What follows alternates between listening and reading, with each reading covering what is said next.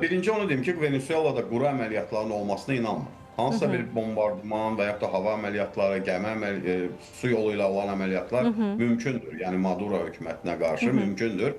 Bilirsiniz ki, Venezuela çox qəribə ölkədir. Yəni bizdə də çox az tanınır. Venezuelanın özündə belə 4 bölgədə müxalifət hakimiyyətdədir. Yəni orada Maduronun rəqibləri kifayət qədər güclüdür, yəni müxalif qüvvələr.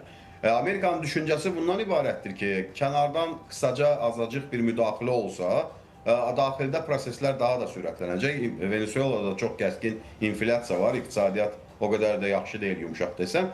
Xalq ayağa qalxıb oradakı o sosialist, kommunist rejimi, necə deyərlər, o solçu rejimi dəyişəcək. Yəni Amerikanın hesabı buna görədir məncə.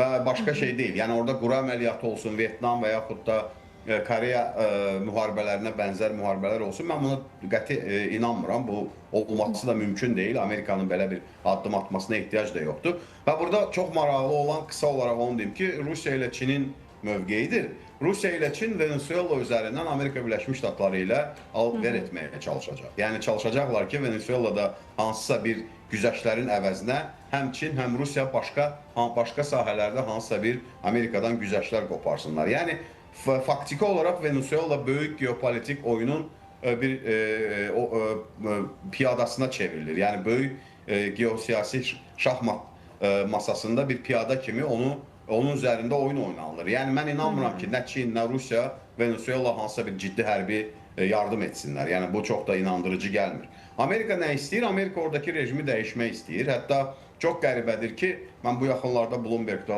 oxudum bu haqda. Amerika zavodları artıq yenidən Venezuela neftinin almasına hazırlaşırlar. Yəni bilirsiniz ki, Venezuela nefti çox ağır neftdir. Həddindən artıq onun kondensatı fərqlidir. Yəni başqa neftlərdən fərqlidir. Amerika şirkətlərinə də sərf eləyir. Ucuz və ağır neftdən daha çox neft məhsulları istehsal etmək mümkün olur.